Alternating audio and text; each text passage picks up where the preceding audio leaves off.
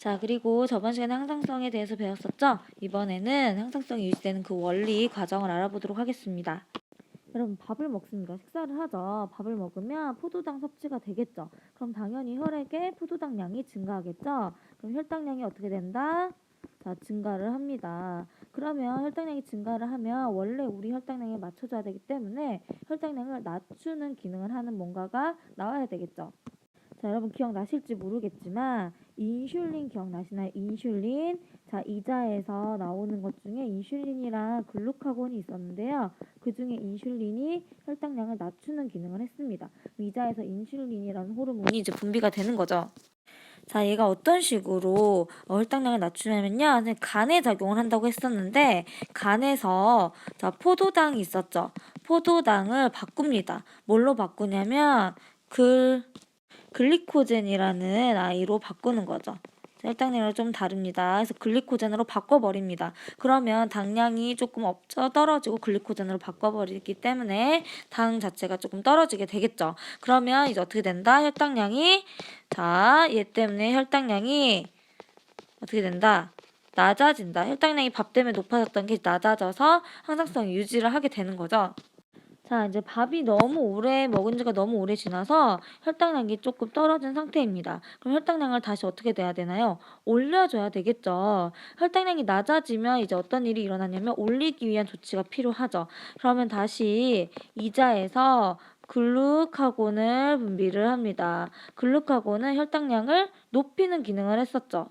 자, 그럼 얘는 어떻게 되냐면 똑같습니다. 똑같이 어디에 작용을 하냐면 자, 간에 작용을 합니다. 간에 작용을 해서요. 원래 글리코젠이었던 애를 뭘로 바꿔버리냐면 포도당으로 바꿔버립니다. 자, 포도당으로 바꿔버리면 당량이 증가하기 때문에 혈당량이 다시 올라가는 이런 현상이 일어나는 거죠. 자, 이런 식으로 반복적으로 일어나기 때문에 혈당량이 올라가면 다시 낮추고 자, 낮아지면 다시 높이고 이런 식으로 계속적으로 항상성을 유지합니다. 밥 먹어서 혈당량이 높아지면 이자에서 인슐린 분비해서 포도당 글리코겐으로 바꾼다. 그래서 혈당량을 떨어뜨리는데 밥 먹은 지 너무 오래돼서 혈당량이 너무 낮으면 다시 이자에서 글루카곤을 분비해서 원래 글리코젠이었던 애를 포도당으로 분비해서 당량을 증가시켜서 또 항상성을 유지를 해주는 거죠.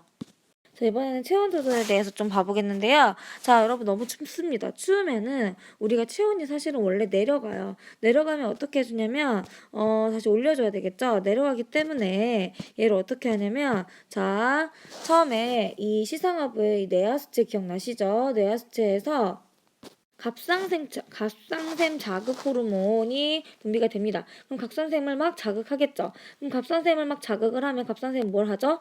티록신을 분비합니다. 자, 티록신을 막 분비해서 얘가 세포호흡을 촉진시킨다고 했는데 세포호흡을 촉진하면 열을 발생을 시키는 거죠. 그럼 자연적으로 열이 발생되기 때문에 다시 체온이 올라가는 현상이 일어납니다.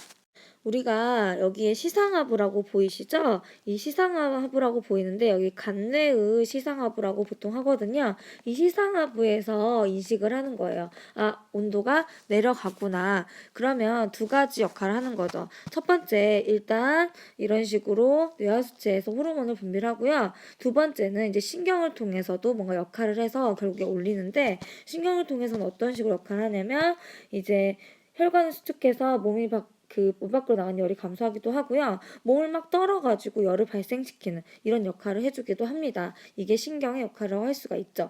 체온이 올라가면 다시 정상 체온이 이제 되는 거죠. 그쵸? 그래서 이런 식으로 체온에 대한 항상성이 유지가 된다는 것을 여러분이 이 과정을 알아두시면 되겠습니다.